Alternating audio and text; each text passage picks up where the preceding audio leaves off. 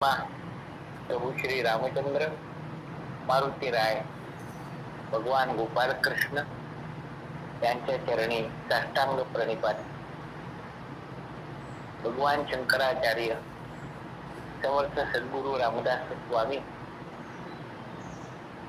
श्री ब्रह्मचैतन्य महाराज, सकल संत सर्वांच्या चरणी साष्टांग प्रणिपात. आपण सर्व श्रोते, आपणा सर्वांना सप्रेम अभिवादन आणि दासबोधाच्या आजच्या चिंतनाला आरंभ करताना काल एक दिवस निरूपण होऊ शकलं नाही, माझ्या व्यक्तिगत अडचणीमुळे होऊ शकलं नाही. याबद्दल मी क्षमा प्रार्थी आहे. आपण क्षमा कराल मला अशी खात्री आहे.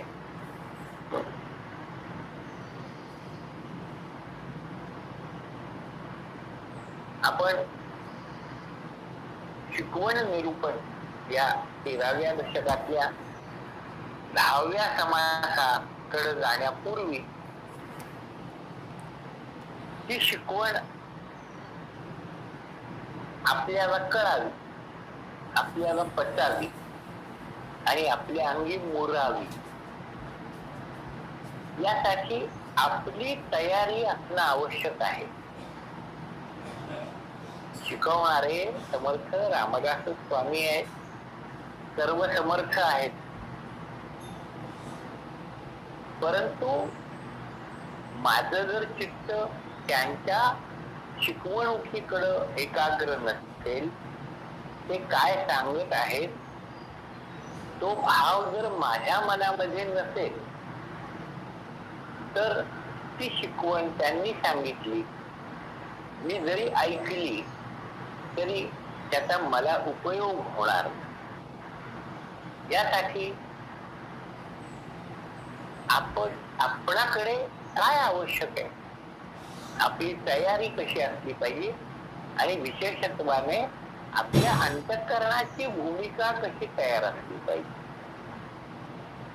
या दृष्टीनं ग्रंथाच्या आरंभीच जो विचार करावा लागतो तो आपण ग्रंथ निम्मा होऊन गेल्यानंतर करतो आहोत. यामध्ये काही चुकीचं आहे, गैर आहे असं नाहीये. हा आरंभीचा जो विचार आहे तो सातत्याने आपल्या मनामध्ये जागाच असला पाहिजे आणि त्या दृष्टीनं हा शास्त्रीय ग्रंथ हा कसा शास्त्रीय आहे, शास्त्रीय असण्यामागची जी काही शास्त्रकारांची कल्पना आहे ती काय आहे, त्यासाठी अधिकार कसा लागतो, साधन चतुष्टय संपन्न असा अधिकारी लागतो आणि या ग्रंथाची शास्त्रीय ग्रंथ म्हणून जी लक्षणं आहेत असा आपण विचार करत, चिंतन करत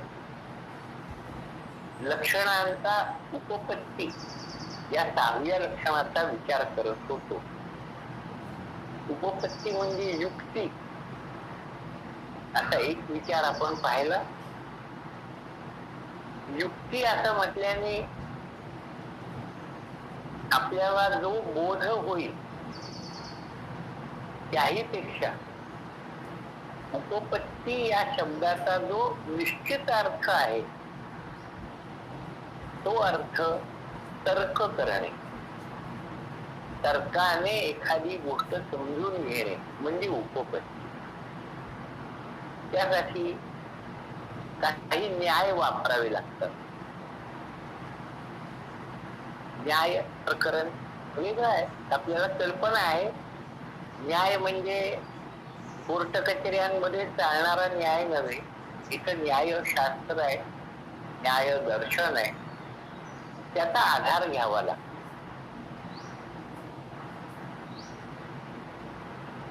काही वेळेला दृष्टांत वापरावे लागतात. तत्वज्ञानाची भाषा वृक्ष कोरडी वाटते.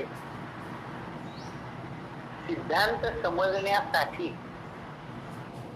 काही कथांचा आधार घ्यावा लागतो. अर्थवाद वगैरे आपण तो विचार केला, परंतु इथं उपपत्ती म्हणताना जेव्हा तर्क असा विचार येतो, त्या तर्काच्या अंतर्भूत काय काय येत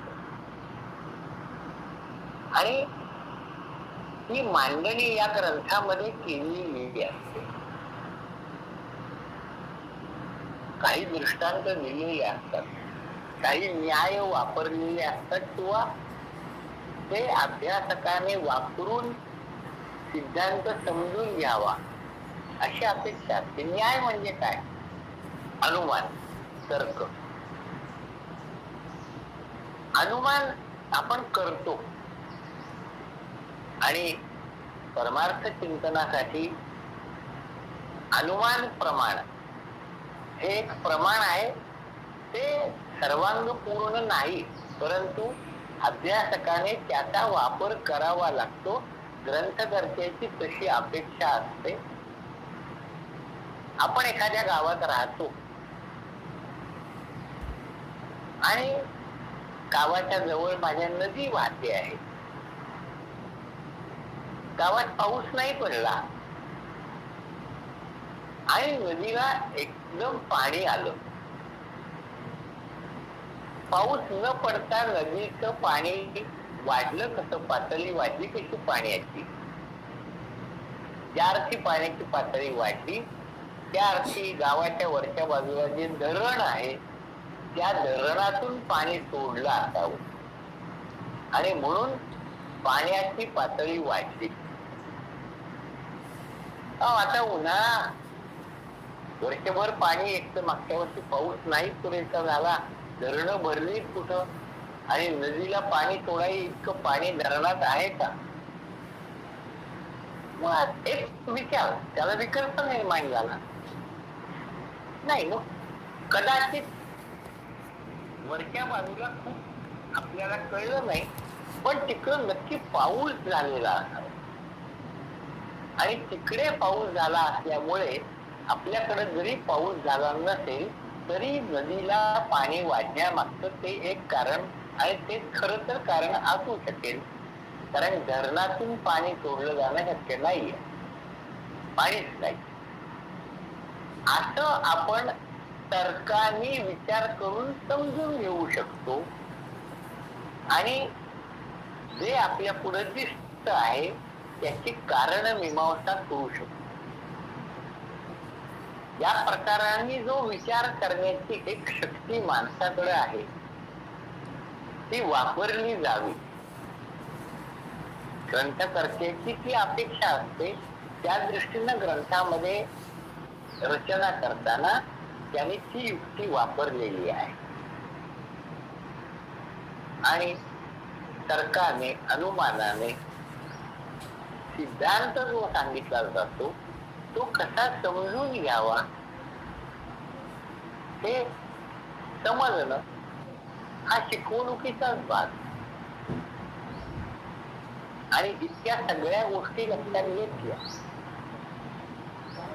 की मग हे तर्काने, अनुमानाने, ग्रंथाच्या 6 लक्षणांनी युक्त असलेल्या या ग्रंथामध्ये जे काही आहे ते अभ्यासण्यामागचं मुख्य कारण काय? कशा करता हा ग्रंथ अभ्यासायचा? हा सगळा शास्त्रीय दृष्ट्या आहे. अनुबंध चतुष्टय त्या चौकटीमध्ये निबद्ध आहे. अधिकारी कसा असावा हेही कळलं, ग्रंथाची लक्षणंही कळली. मग ग्रंथ अभ्यासाचं प्रयोजन हे मोक्ष प्राप्ती जर आहे तर मोक्ष प्राप्ती हेच साधन का आहे किंवा हेच साध्य का आहे? हा विचार मनात येतो. नाही मिळाला मोक्ष तर काय होईल? म्हणून मोक्ष ही संकल्पना काय आहे? मोक्ष हेच एकमेव अंतिम ध्येय, अंतिम साध्य. ते कशा करताय? तर यासाठी या ग्रंथामध्ये या दृष्टीनं विचार मांडलेला आहे की मनुष्य जन्म आणि इतर ज्या योनी आहेत, पशु पक्षी उचर जलचर वगैरे सर्व, या सकल जीवसृष्टीचा विचार आणि याहून मनुष्याचं वैलक्षण्य हा विचार ग्रंथाच्या आरंभीत मांडला जातो आणि यातून मनुष्याचं कर्तव्य काय, कर्तव्य याचा अर्थ जे करणं आवश्यक आहे, जे करता येणं शक्य आहे ते सर्व करणे, याचा अर्थ कर्तव्य. कर्तव्य आपण जेव्हा व्यवहारात शब्द वापरतो तो वेगळ्या अर्थाने वापरतो. प्रापंचिक काही कामं जी आहेत ती करणे यालाही कर्तव्य म्हणतात, परंतु ते खऱ्या अर्थाने कर्तव्य नव्हे. प्रपंच हा होत असतो कारण तो प्रारब्धाने प्राप्त झालेला आहे आणि विचारी मनुष्याला थोडीशी अडचण उत्पन्न होते ती या विचारातून उत्पन्न होते की मनुष्याचं कर्तृत्व मग कशासाठी, त्याने त्याच्यासाठी कर्तव्य म्हणून जे म्हटलं, त्याने जर का प्रपंचामध्ये नीट लक्ष दिलं नाही जे त्यांनी करायला पाहिजे. एक कुटुंब आहे, एक घर आहे, कुटुंबामध्ये काही सदस्य आहेत, त्यातल्या कर्त्या पुरुषाने त्याचं कर्तव्य जर पार पाडलं नाही म्हणजे चरितार्थासाठी लागणारी साधन सामुग्री, पैसा मुख्य, त्यांनी जर का कमवून आणला नाही तर ते घर कसं चालेल. ते घर चालण्यासाठी त्या कर्त्या पुरुषाची ती जबाबदारी, कर्तव्य आहे. गृहिणी घरामध्ये जी आहे तिचं कर्तव्य आहे की तिनं घरामध्ये जे कोणी आहेत त्यांच्या भोजनाची व्यवस्था करावी वगैरे वगैरे. मग विद्यार्थ्यांचं कर्तव्य आहे त्यांनी अभ्यास करावं. वडीलधारे जर कोणी घरामध्ये असतीलच तर त्यांनी योग्य मार्गदर्शन करावं वगैरे कर्तव्य आहेत असं बोललं जातं. योग्य आहे. व्यावहारिक दृष्टीनं, प्रपंचाच्या दृष्टीनं हे कर्तव्यच आहे, परंतु ही प्रापंचिक व्यावहारिक कर्तव्य याला म्हणतात. परमार्थ शास्त्र ज्याला कर्तव्य म्हणतं ते कर्तव्य हे मनुष्याने प्रसंगी हा प्रपंच बाजूला ठेवून म्हणजे पूर्णपणाने सोडून नव्हे. कोणी जे संन्यास घेतात समर्थांसारखे जे घरदार सोडून बाहेर पडतात हे अपवादात्मक आहेत. अपवादाने त्यांनी तो मार्ग पत्करलेला आहे. त्या मागची त्यांची निग्रहाची भूमिका खूप प्रखर आहे. सामान्य माणसाकडे इतका निग्रह नसतो. परमार्थासाठी तो कितीही आवश्यक असला तरी या प्रकारची प्रवृत्ती, स्वभाव हा प्रत्येकाचा नसतो, म्हणून तो अपवाद आहे.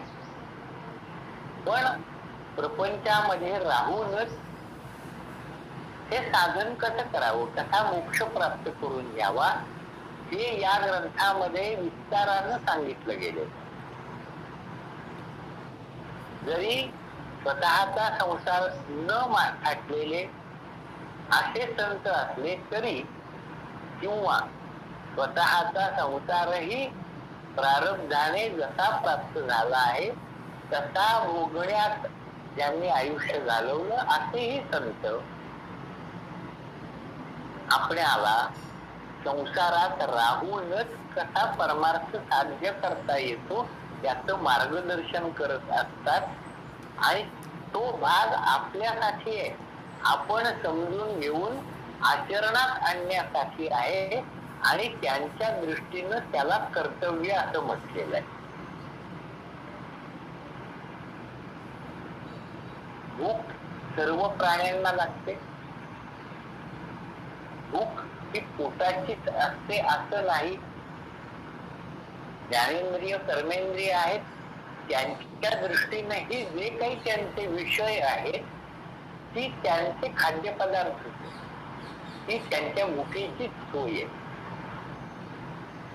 इतक्या उघडपणाने आपल्या प्रपंचाकडे, संसाराकडे पाहावं लागतं. परंतु मनुष्य आणि इतर पशु यामध्ये हा मोठा फरक आहे की सामान्य पशु हे त्यांच्या या गरजा पूर्ण झाल्या असताना वेगळं काही करावं असा विचार करत नाही. मनुष्याची बुद्धी ही त्या दृष्टीनं विकसित झालेली, अंतःकरण विकसित झालेलं आहे. आणि म्हणून मनुष्याकडून काही विशेष कर्तव्याची अपेक्षा. मनुष्य देहाची निर्मिती ही त्या एका विशिष्ट हेतूने केलेली आहे. मग हा देह उभा आहे, बाकीचे सर्व देह हे तिर्यक, तिरके किंवा आडवे आहेत. ही कर्म करण्याच्या साठीची शरीर रचना ही मनुष्याची. इतर प्राणी कर्म करतात, त्यांच्या कर्माच्या मर्यादा आहेत. त्या मर्यादे पलीकडचं कर्म इतर कोणीही प्राणी करू शकत. परंतु मनुष्याच्या ठिकाणी जी शरीर रचना आणि त्याच्या अंतःकरणाची जी एक विकसितता आहे, त्यामुळे मनुष्यासाठी काही विशेष कर्तव्य असावं. हा देह निर्माण करणाऱ्या सृष्टीकर्त्याचं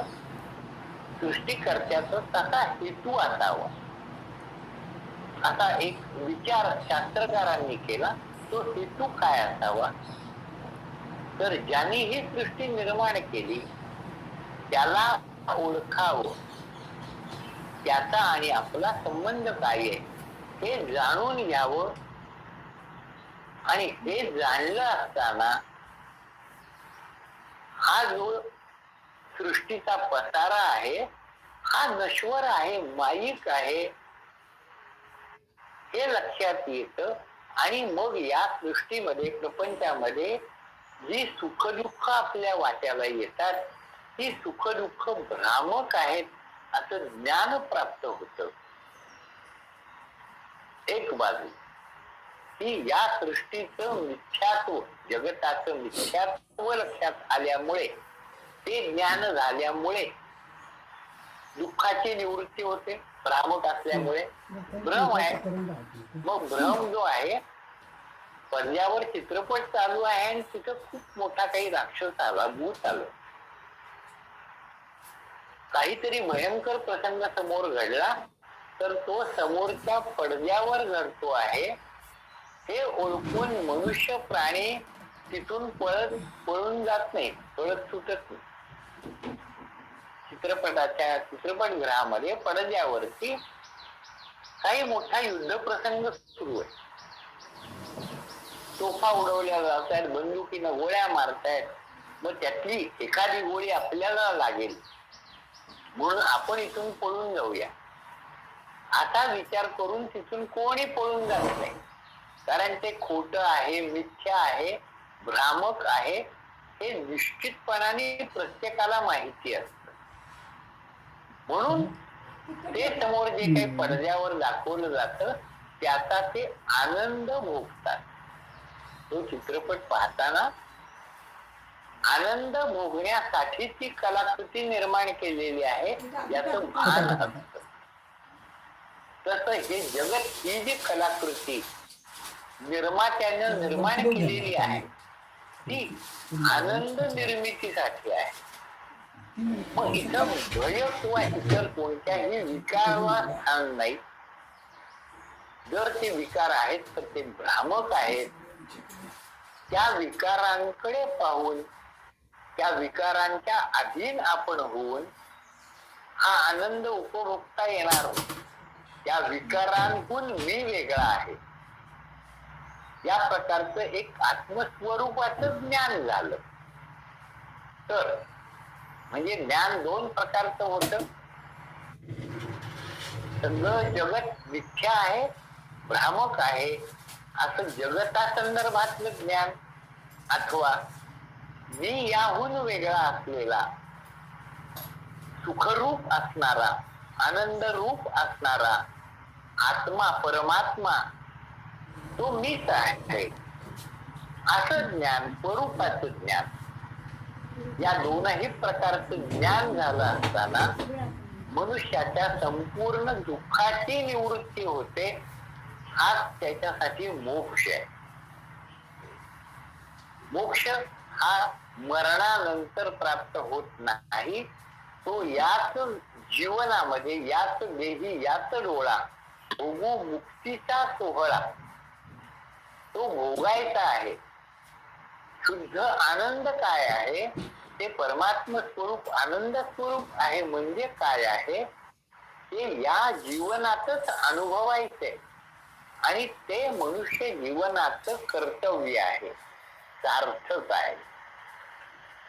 आणि ते ओळखून आपलं ग्रंथाच्या माध्यमातून ध्येय प्राप्ती काय आहे, तर या प्रकारची स्वरूपाची ओळख आपल्याला करून घ्यायचे.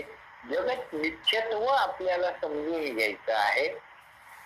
आणि ते आपल्याला समजलं असताना आपल्या स्वरूपाची ओळख झाल्यामुळे, आनंद रूप असल्यामुळे जी भ्रामक दुःख या जगामध्ये दिसतात, त्याने असा ज्ञान प्राप्त झालेला ज्ञानी भक्त हा दुःखी होत नाही, विचलित होत नाही, सुखाच्या अनुकूल प्रसंगाने उचंबळून येत नाही आणि दुःखाच्या प्रसंगी डळमळत असा तो स्थिर बुद्धी झालेला असतो.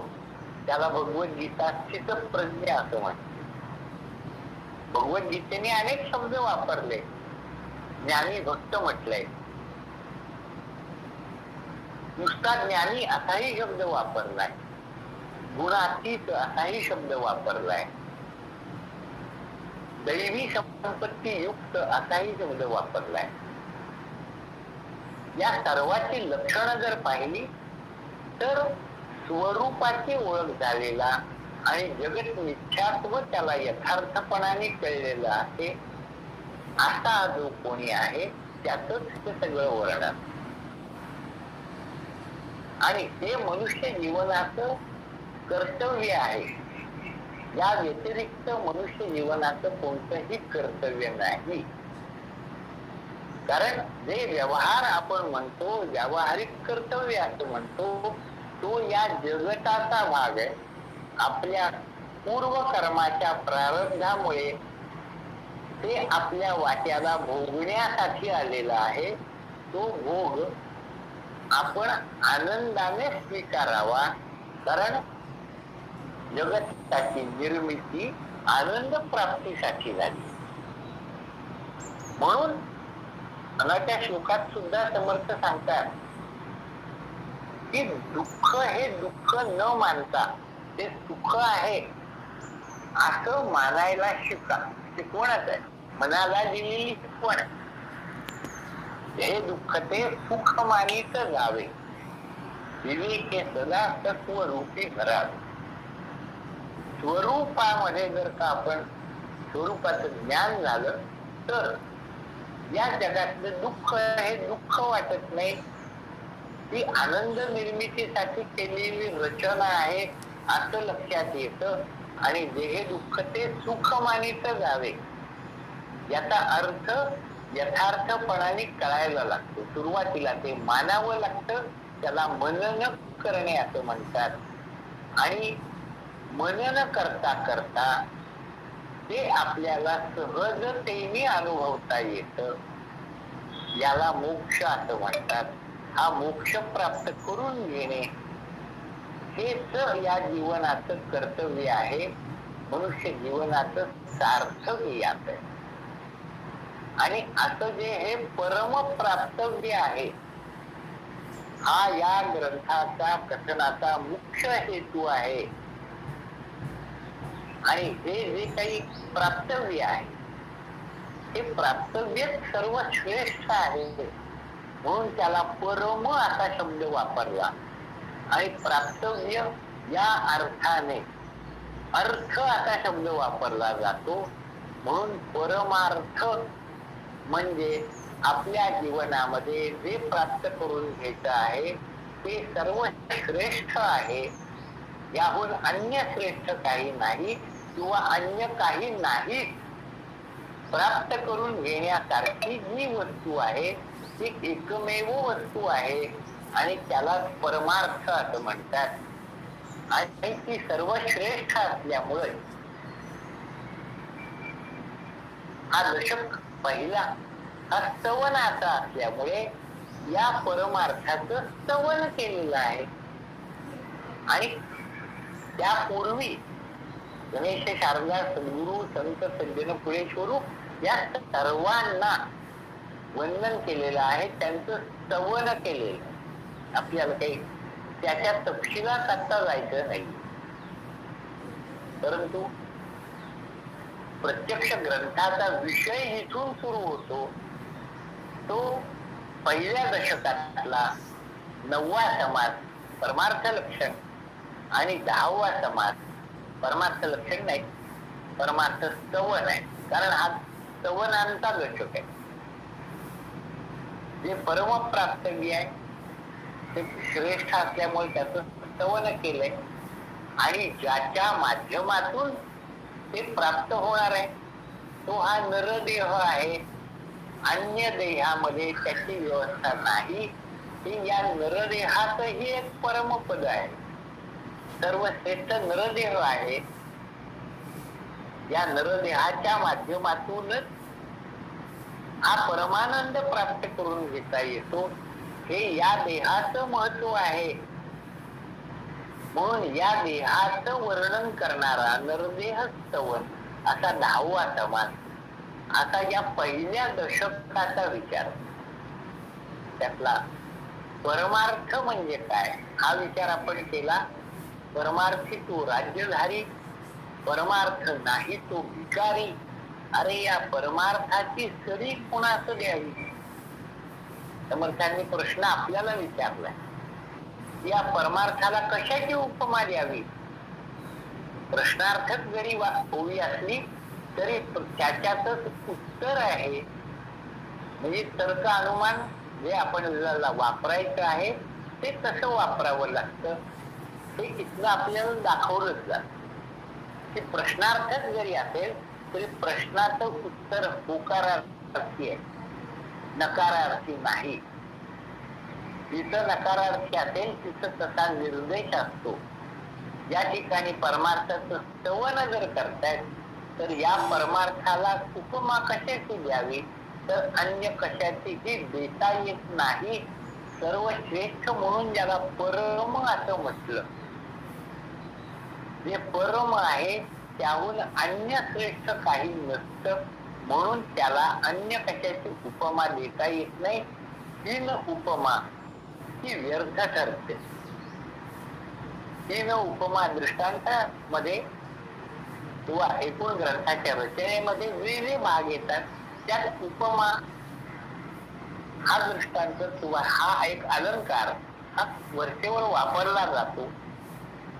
तीन दृष्टांत, श्रेष्ठ दृष्टांत, दृष्टांतामध्ये प्रकार आहेत, उपमा आहेत. उपमा म्हणजे 3 उपमा, श्रेष्ठ उपमा असे प्रकार येतात. 3 उपमा ही ज्याचं वर्णन करायचं आहे त्याचं श्रेष्ठत्व दाखवते. जी उपमा दिलेली असते ती हीन. या परमार्थाला अन्य कशाची उपमा देता येत नाही. म्हणजे अन्य सर्व हीन आहे. निकृष्ट आहे, त्याज्य आहे. तितकं परमार्थाचं महत्व आहे. त्याचं स्तवन या 9व्या समासामध्ये केलं गेलेलं. तो समास आपल्याला आता पूर्णपणाने असे समास आपल्याला पाहिजेच नाहीये. आपण जर असं पाहत राहिलो तर आपण 13व्या दशकाच्या समाप्तीकडे आलेलो असताना तो ग्रंथ पुढे जाण्याच्या ऐवजी पुन्हा मागं आणला असं होईल.